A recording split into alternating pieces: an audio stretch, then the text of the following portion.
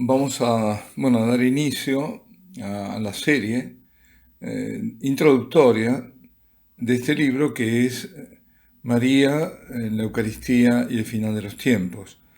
Y todo esto nació a raíz de unas charlas que me pidieron dar sobre María y la Eucaristía y que luego vi que también formaba parte de este tema tan importante, sobre todo cuando toqué algunas apariciones, no puedo abarcarlas todas, obviamente, el tema escatológico al final de los tiempos.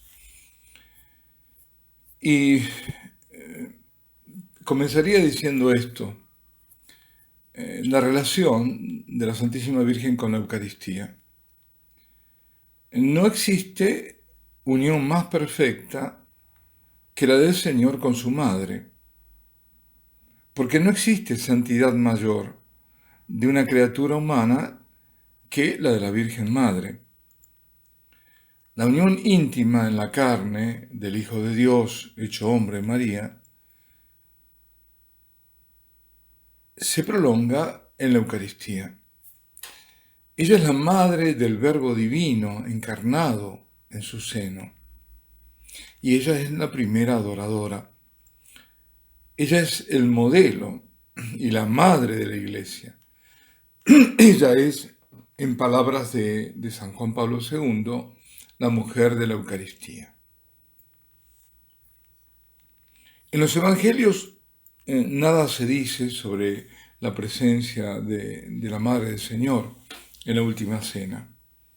Sin embargo, sabemos, porque están las Escrituras, que María estaba presente en el Calvario y que después de la ascensión del Señor se reunía con los discípulos para orar en la misma sala alta de la Última Cena. A partir de entonces, ciertamente estaba ella también presente en las celebraciones de la Eucaristía, llamadas fracción del pan, como nos lo refiere San Lucas en los Hechos de los Apóstoles. Nuestra imaginación no puede alcanzar ni remotamente cómo habrá sido la participación de la Santísima Virgen en la celebración eucarística, ni, con mayor razón, cómo vivía la Sagrada Comunión.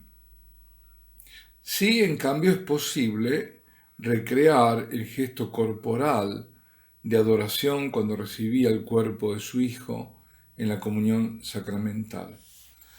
Y tengo que decir algo, digamos, una experiencia o un testimonio personal. En este sentido, resulta inspirada la representación de ese místico momento que se puede admirar en el sagrario de la cripta de la Basílica del Santísimo Sacramento de Buenos Aires, una preciosa iglesia, ¿no?, de los sacramentinos, donde se ve a Nuestra Señora, se la ve arrodillada, recibiendo en la boca la Sagrada Comunión de manos de San Juan Apóstol. Cuando la Santísima Virgen escuchaba que los apóstoles pronunciaban las palabras de su Hijo de la Última Cena en la celebración de la fracción del pan, es decir, cuando decían, esto es mi cuerpo, que será entregado por vosotros, sabía ella que era el mismo cuerpo que había concebido en su seno. Para María, recibir la Eucaristía debía de significar acoger de nuevo en su seno el corazón que había latido al unísono con el suyo y revivir lo que había experimentado a los pies de la cruz. En la Eucaristía tenemos el mismo cuerpo nacido de María la Virgen, la carne y la sangre que nuestro Señor recibió de su madre está en la Eucaristía. Este es el aspecto contemplado desde la antigüedad, inmediatamente perceptible de esa relación profunda entre la Virgen y el misterio eucarístico. Es por ello que San Agustín acuñó la expresión la carne de Cristo es la carne de María. Santo Tomás de Aquino escribe en los Signos del Corpus: este cuerpo nacido de un vientre generoso. María anticipó en el misterio de la Encarnación la fe eucarística de la Iglesia. Cuando en la visitación lleva en su seno el Verbo hecho carne, se convierte en tabernáculo vivo en el cual el Hijo de Dios, todavía invisible a los ojos de los hombres, permitió ser adorado por Isabel, irradiando su luz a través de los ojos y la voz de María. Además se dice que este fue el primer, su ida a Incarino, donde el lugar donde vivía su pariente Isabel, es la primera procesión del Corpus de la historia. Es agradable pensarlo así. Pero bueno, cuando decimos esto, ¿no? de que Dios permite ser adorado por Isabel, esto tiene trascendencia en estas palabras. Porque en realidad la adoración no es algo que nos debe Dios o que nosotros lo hacemos y es un favor que Él nos debe. Es un deber. Y es un deber porque Él es Dios. Y al Señor tu Dios adorarás. Y es un dulcísimo deber, diría el Papa Pablo VI. Claro, porque es algo que Él nos permite además. Es una concesión, Él nos concede. Porque es todo un Dios que se acerca a nosotros. Eso es lo que tenemos que darnos cuenta. Ser conscientes de qué significa adoración. El Santo Papa Juan Pablo II, meditando el nacimiento del Señor, dice en Eclesia de Eucaristía, en el número 55. Y no es la mirada, o más bien se pregunta, ¿no? Dice, y no es la mirada embelesada de María al contemplar el rostro de Cristo recién nacido y al estrecharlo en sus brazos, el inigualable modelo de amor que ha de inspirarse cada vez que recibimos la comunión eucarística. Qué hermoso, ¿no? Que la belleza de decir, bueno, yo estoy recibiendo al Señor y recibo como lo recibió la Virgen, como lo vio recién nacido, ese rostro, y lo estrecho en mi corazón.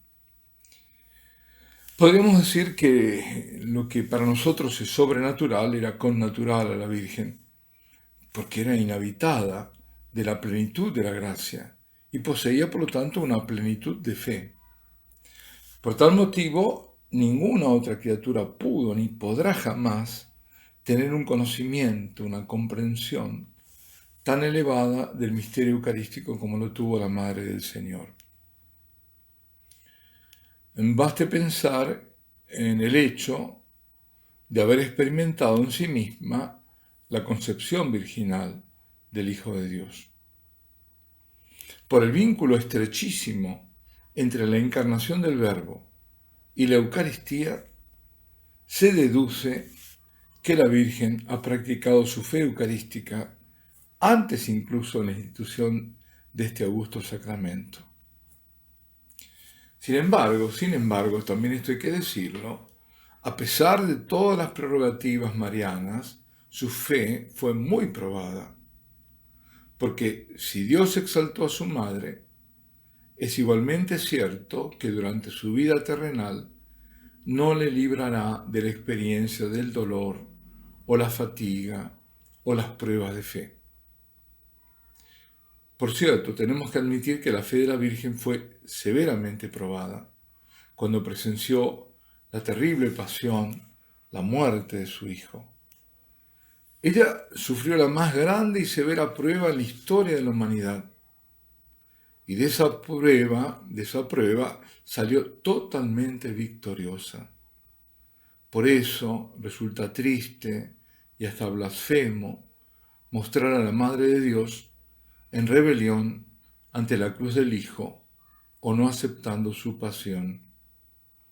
Es posible, eso sí, que del mismo modo que el Señor en el Getsemaní le pidió al Padre si era posible alejar el cáliz que debía beber, la Santísima Virgen lo haya hecho también, le haya suplicado, no en actitud rebelde, sino de sumisión a la voluntad del Padre.